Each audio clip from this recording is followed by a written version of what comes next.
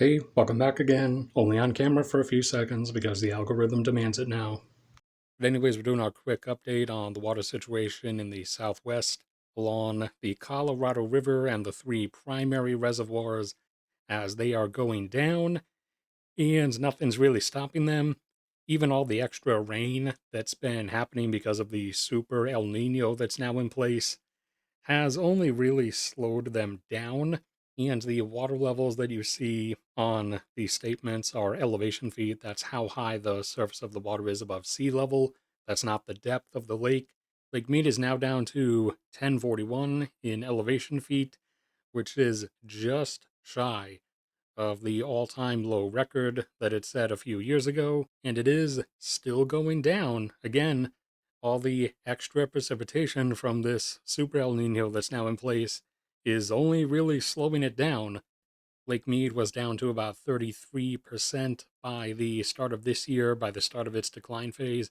And over the course of the year so far, it has lost another 6 to 7% of its water volume, now down to around 27 or 26% full. While upstream, Lake Powell is getting close to 35-20, which is when they have to start making decisions about whether they're going to stop power generation at the Glen Canyon Dam, which will not be as impactful as shutting down power generation at Hoover Dam at Lake Mead, as that 2.5 gigawatts from Hoover Dam is kind of a necessary baseload for nearby Las Vegas, that it then has all its natural gas-fired power plants to stack on top of that to fluctuate up and down with the city's power demand over different times of day and different times of the year. So if you remove that baseload, there's way less margin for error or cushion for the city to work with.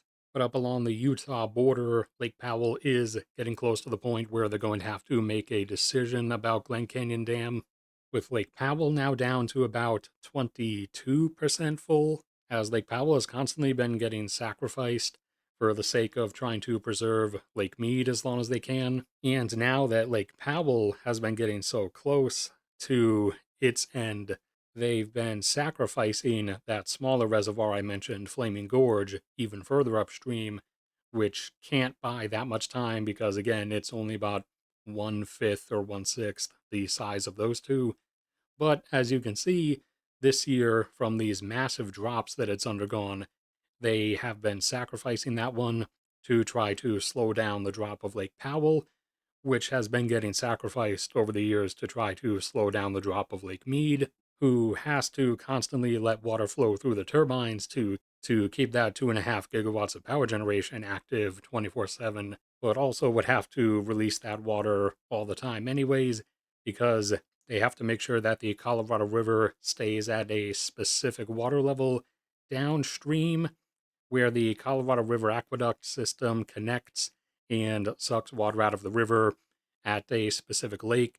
You can see here that the water level there remains flat and constant.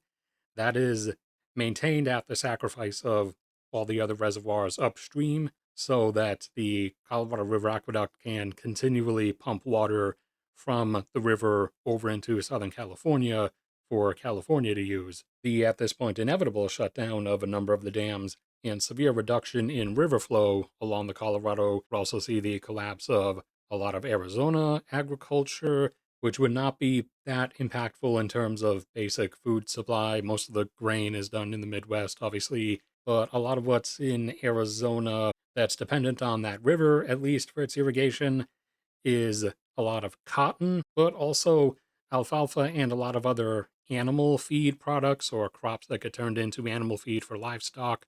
But yeah, here we are, 1 month later again, now into the promised extra precipitation from the Super El Nino, and it has not brought the declines to a stop.